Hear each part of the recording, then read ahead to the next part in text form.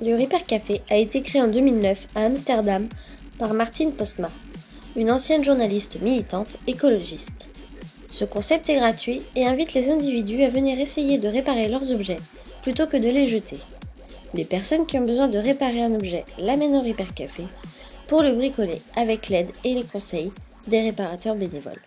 Donc le principe c'est on ne gaspille le moins possible.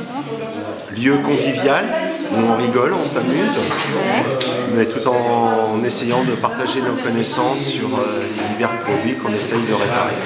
Et ça apporte justement des petites réparations qui aident tout le monde. En même temps, on met en relation des gens qui sont susceptibles de réparer des choses avec les gens qui ont des choses à réparer.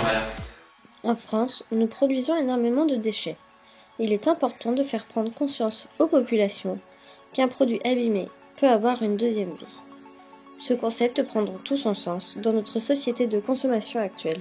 Je suis très bricoleur, je faisais pour les amis et le voisinage déjà des petites réparations. Il y a de plus en plus de gens qui sont sensibles justement à ce gaspillage et qui ont envie de réagir.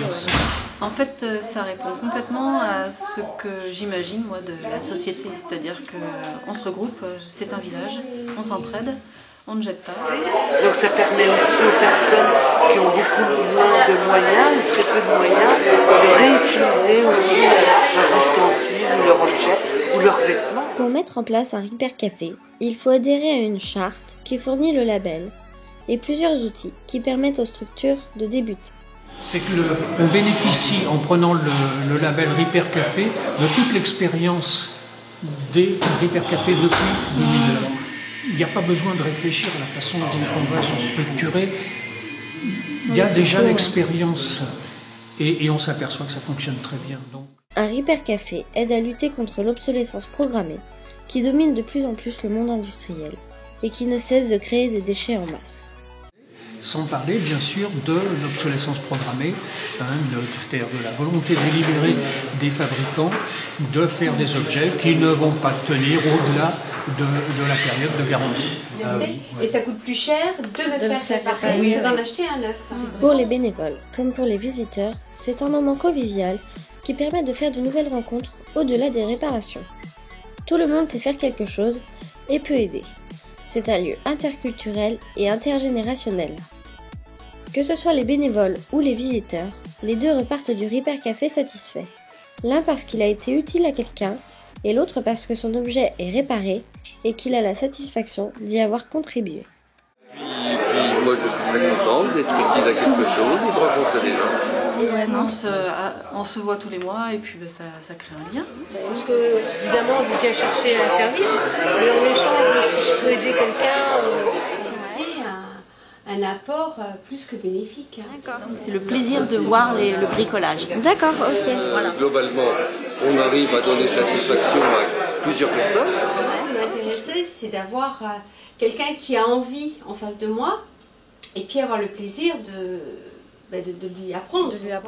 Les Ripper Café se développent de plus en plus, que ce soit en Vendée, en France et dans le monde. C'est un concept qui répond aux besoins des populations de nombreux territoires. Cela permet de se retrouver et d'être actif sur une préoccupation commune. Pour les centres sociaux, le Ripper Café permet de faire venir un nouveau public plus masculin et plus jeune, souvent moins présent dans les structures. En 2015, la moitié des centres sociaux fédérés de Vendée ont mis en place un Ripper Café. Renforcer le lien social et permettre l'échange de pratiques font partie des missions des centres sociaux. Puis ça offre des solutions pour la suite, c'est-à-dire qu'à chaque fois que quelque chose tombe en panne chez moi, je pense tout de suite au Ripper Café. Ça combine un peu chaque valeur de notre centre social dans cet espace de convivialité.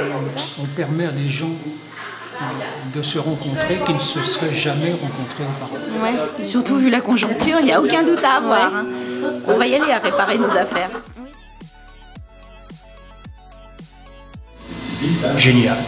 Voilà, la convivialité, la rencontre, ouais. Eh ben, c'est un moment de bonheur dans le mois. C'est un échange. Joie. C'est la convivialité, le lien social, tout en étant un échange de savoir. C'est top. Je pense que c'est ouvert à tout le monde et on a tous besoin de ça. Partage.